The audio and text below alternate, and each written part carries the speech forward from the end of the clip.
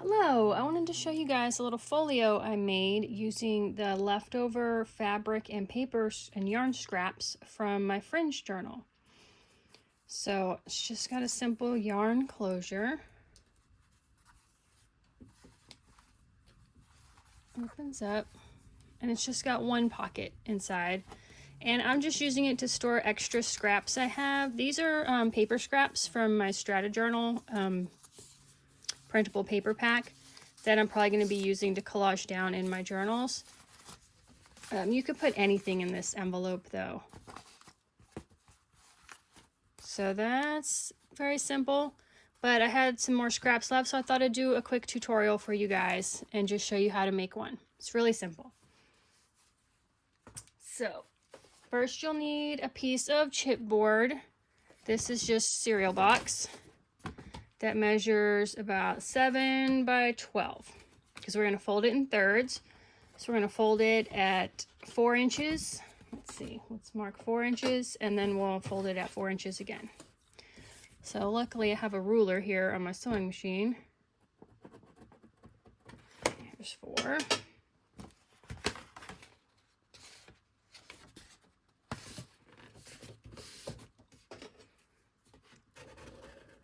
And just crease that down. And then fold the top down.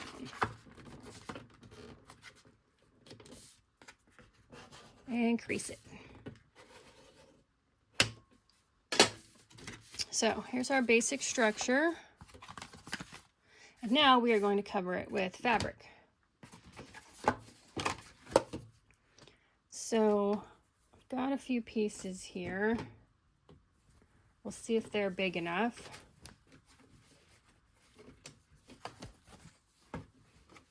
Yep, that looks big enough. Will it go this way? Ooh, it will. Okay, let's do it this way. So I don't measure, I just lay it on top. Take a little snip. And then I just tear the fabric. So you need 2 pieces, one for the inside and one for the outside. So that fits there. And this one's got orange. This is some tiger fabric that I dyed with some Rit dyes. But it's a little too dark for me. So on this one, I use that fabric, but I use the wrong side of it out so that you can barely see the tigers coming through. So I'll probably just do that again on this one.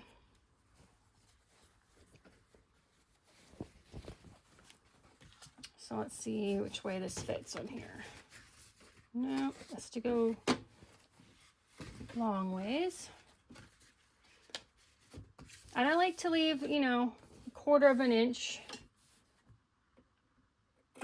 of the fabric past the size of your chipboard, just to make sure it's covered all the way. And then let's see.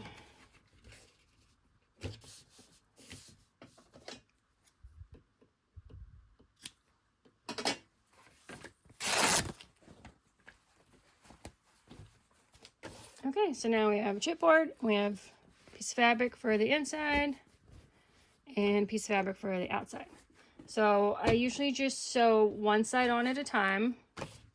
Let me decide, let's see. So I'll put the green inside. I like the plainer fabric on the inside.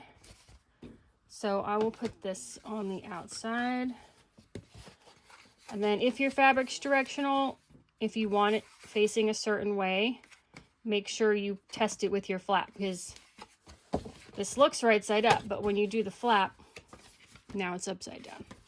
So maybe I'll do it this way. I'm not sure these guys will show because we'll be collaging fabric and paper on top. But just in case, let's make sure they're going that way. All right, so just lay your chipboard kind of centered on your fabric. And stitch it around. I'm using a 3 for stitch length. You don't want anything too small because it can perforate your paper and then it's more likely to tear. And I have got a walking foot on my sewing machine. If you have a walking foot or an even feed foot, use it. Because we're sewing multiple layers together, that really helps feed the top and bottom evenly so that the layers don't get pushed apart.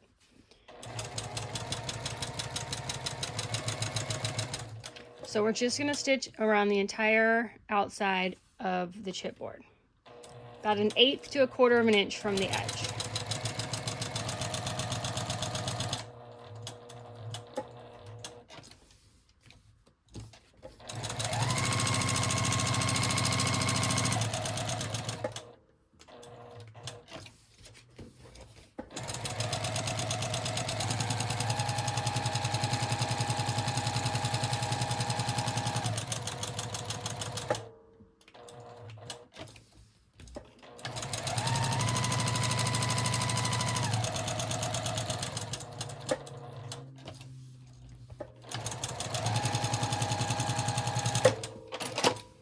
Okay, there's our cover so far. Let's cut this thread off here.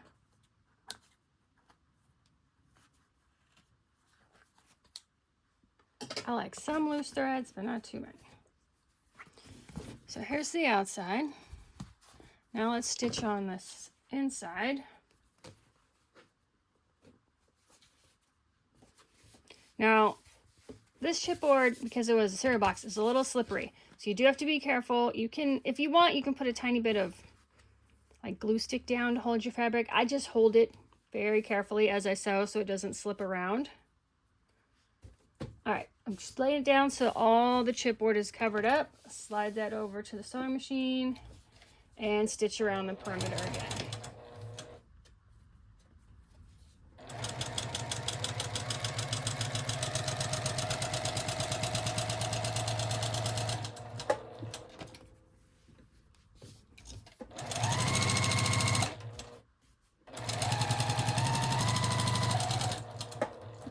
And remember, your chipboard doesn't go all the way to the edge of the fabric. So now you just kind of need to feel and make sure you're staying about 1/4 or 1/8 of an inch away from the edge of the chipboard.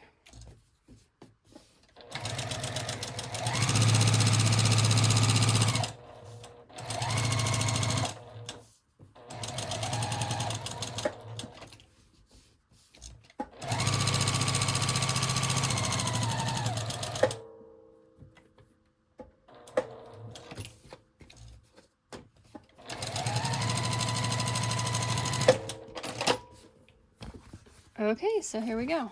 Here's our basic structure of the folio. So let's see, what should we do next? The next thing I did was add the pocket in the center. And actually, this is a leftover piece of fabric that I made for the pockets of my Fringe Journal. So it was already folded and had the band and the tool on it. I don't have any more of this, so I'll have to make my own pocket to put in the middle of this one. So let's look through our scrap fabrics here. See what we have.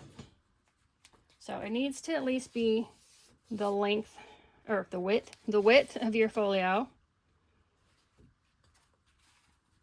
And I've got these two pieces of fabric that are both wide enough to fit here. So I'm going to sew them together along one edge.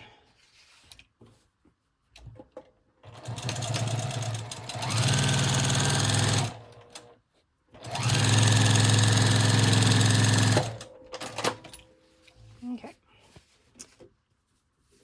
And I'm going to flip them around. Just finger press. If you have an iron handy, you can iron it. And then I'm going to flip this back to the seam so that it makes a strip of this lighter colored fabric along the top here.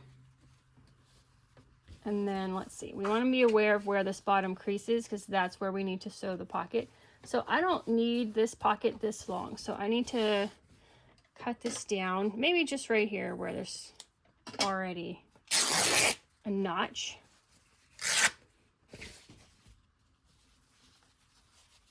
And then the width needs to come down too. And let's see, these are loose kind of, so I won't go all the way.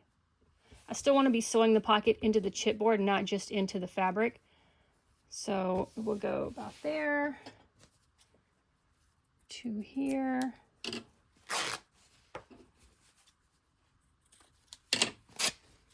Okay, so we have this piece of fabric. It's just 2 pieces of fabric seamed together, folded over so that the seam allows the back fabric to show a little bit. And we'll be aware of where this bottom crease is, 'cause that's the bottom of our pocket.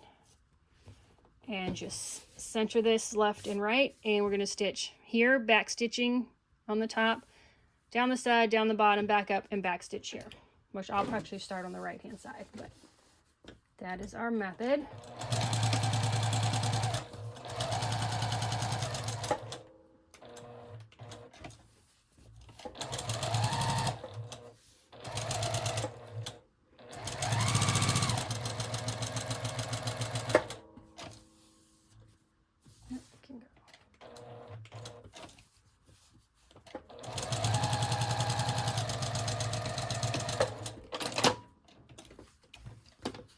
Okay, so now when you open it, you have got a nice big pocket.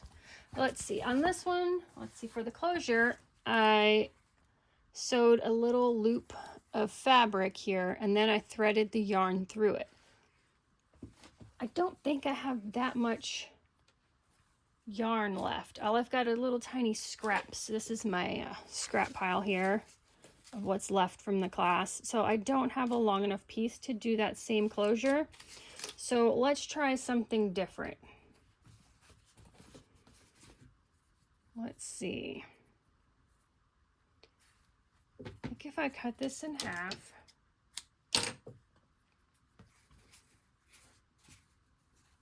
and stitch part of it here, right? And part of it on the top here. Then when it's closed, I can tie these 2 together to hold the folio closed. So let's do that.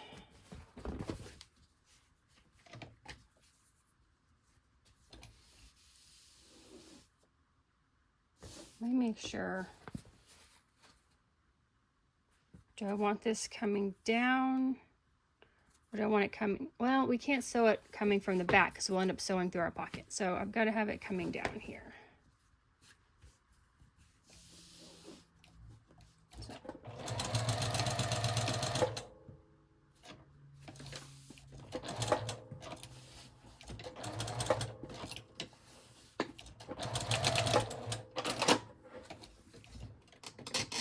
I just did a little box stitch instead of just one straight stitch of lines. That might not hold as well since I am going to be pulling on this and tying. So I just stitched a square. And that is the bottom. And for the top, just want to match it up so it's at the same place.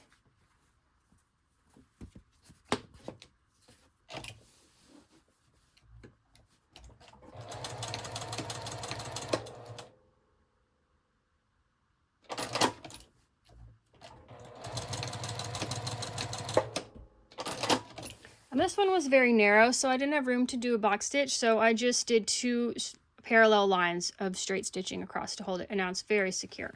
So now when we close this up, we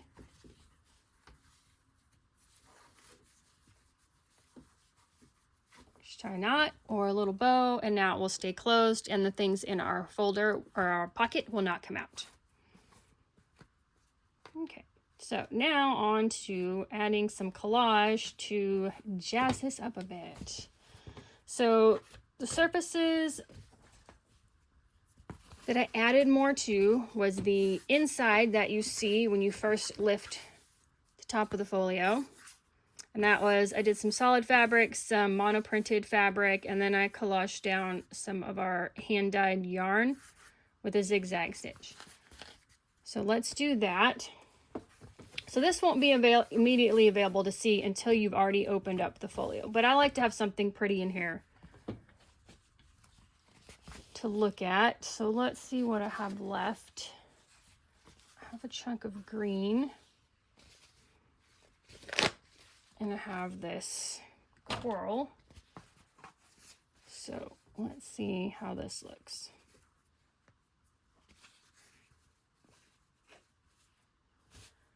And let's see what else is over here. And I've also got to remember, I don't want to do the same thing that I'm going to do on the top cover as well. So trying to decide, since I don't have too many scraps left, I think I will use this. This one will be on the outside cover, and maybe this burlap. So I'll set those aside. So this will be good here. Let's see if we have any paper scraps. Oh, here's a nice paper scrap left. I like this layer of colors, but the green is too wide. So I'm going to trim it down a little bit.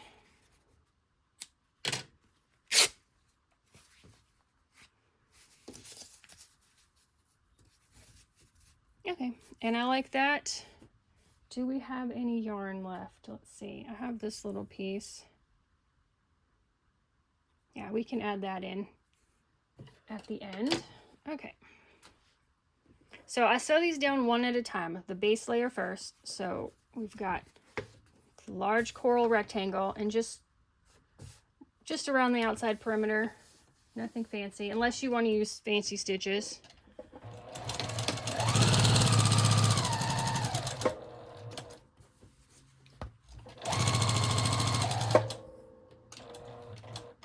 And just make sure these are out of the way when you're sewing.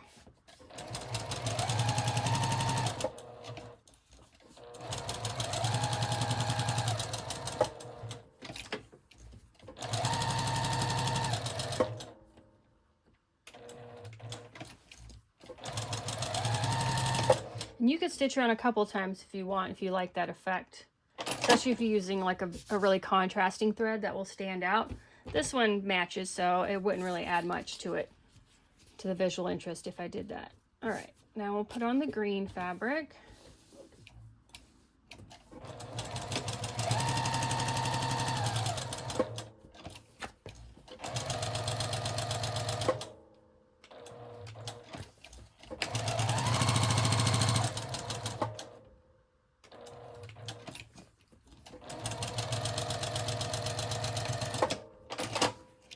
Okay, here's how it looks so far. And lastly, we'll put on this paper. This is not a perfect shape, so I will just try to stay close to the edge and kind of organically sew around the shape.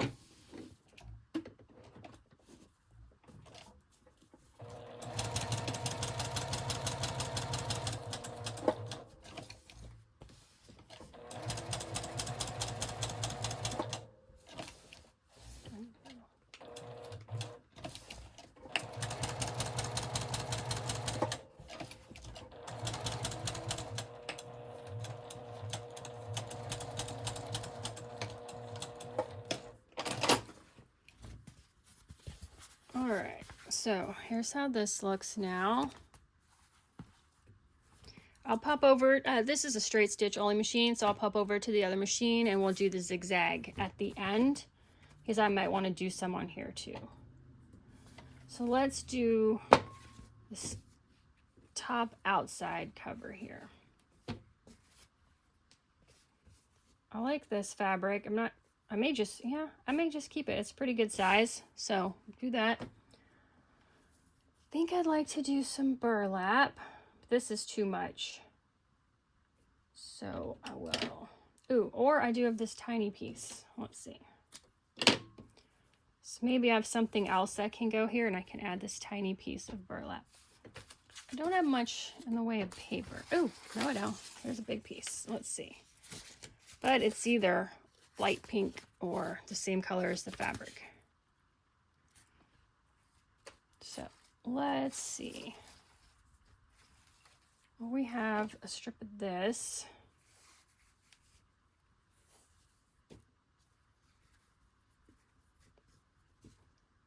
And it's too pale with the yellow. Oh, here's an orange piece.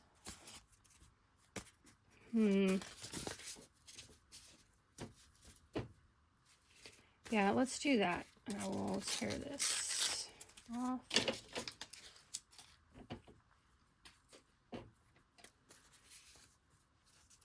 And when you have to cut the edges of your fabric instead of tearing it, then they are very even, but you can just pick out one line of stitching if you want all the edges to look frayed.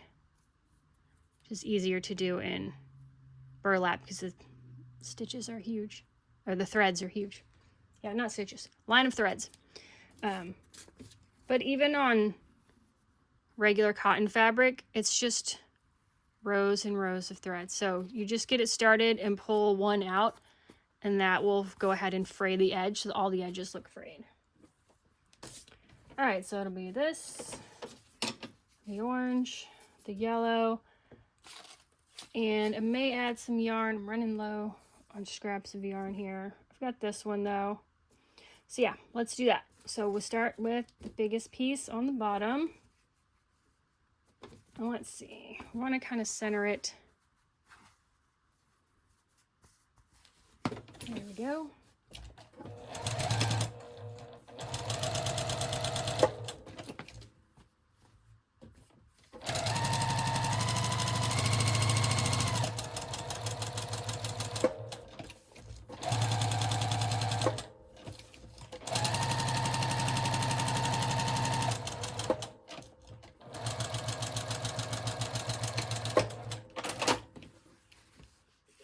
And we'll do the paper. Just kind of centering it left and right.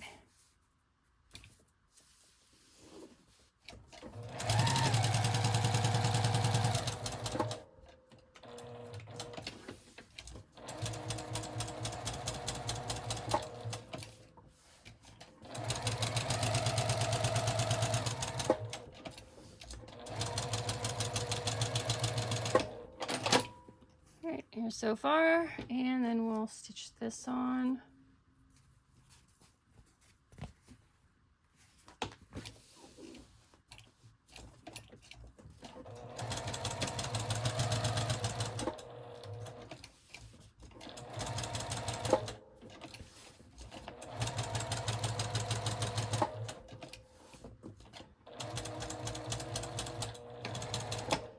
At this point, we're sewing through a lot of layers. We've got burlap, paper, fabric, chipboard, fabric. So this isn't basically an industrial machine, so I know it can handle it. If you have a regular domestic machine, just go slow. It can sew through anything, especially if you put the right needle in. Use a 90-14 or a heavy duty like jeans needle, and it can go through all of this. Just you may want to go slower. So here's our folio so far. Oh, this is getting knocked down, so let's kind of tear this off. There we go. So we'll tie this. Here's the outside. Open it up. Here's the inside, and oops, and here's your pocket. So we had, let's see, we had a few bits of yarn left here. So got, oh, and here's a yellow. So let's see what we did on this one. So on this one, I just took two small pieces, laid them together, and zigzagged over the center so that they're kind of movable. I like that effect. And then this side, I just zigzagged down one whole piece so it's completely sewn down to the fabric. So those are two options. You can come up with your own method. It might be fun to stitch them down in an X right here. Let's see what I've got. I like this pink. I've got to remember, I don't like to change my thread, and I have green thread in the other machine for zigzagging, so I've got to keep that in mind when I'm designing. But I think I will just do an X on here with the green thread, zigzagging that down. And then let's see what we want to do here.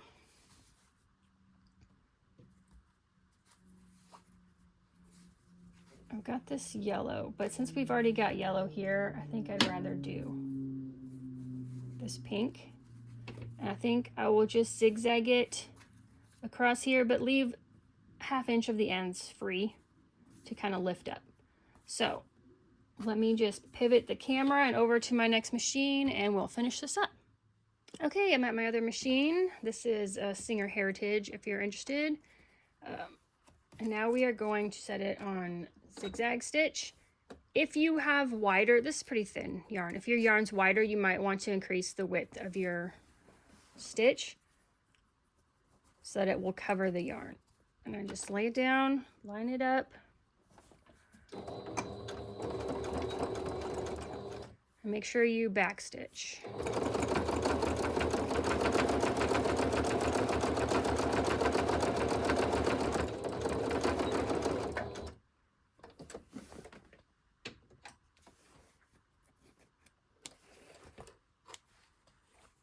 And then I had my yarn a little longer because it's easier for me to hold down while I'm sewing, but I don't really want it to stick out, so I just trim it off.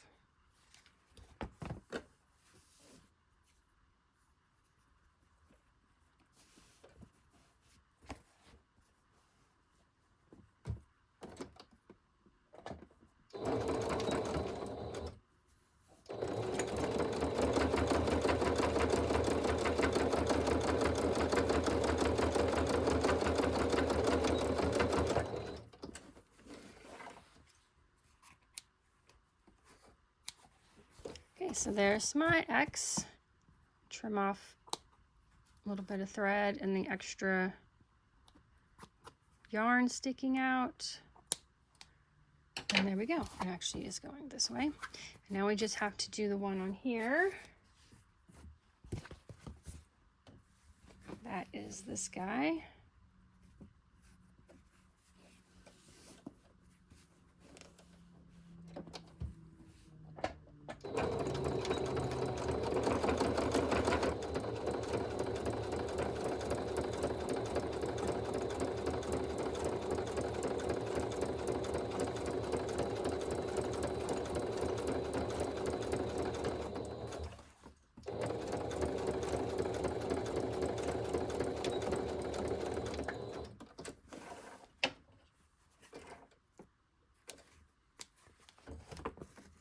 Trim off some of these threads, especially on the inside. Now I usually use the same thread in the bobbin as I do on the top, but just remember that will show, all these stitches show on the inside that we are making when collaging on these outside pieces.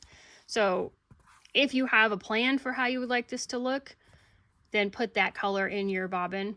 But I kind of like to see what this looks like, and then seeing in here kind of shows you the structure. I don't know if that was on camera, what the outside looks like, and then looking on the inside is kind of like showing you the hidden structure on how that was created, because you can see all of the stitching lines and how it was put together. Okay, so we are all done. This is our little scrap folio you can use to hold anything you want. It's got a little scrap fabric tie, collage on the front, a fun collage in here, and a nice fabric pocket to store things in. I hope you enjoyed this tutorial, and I'll see you guys next time.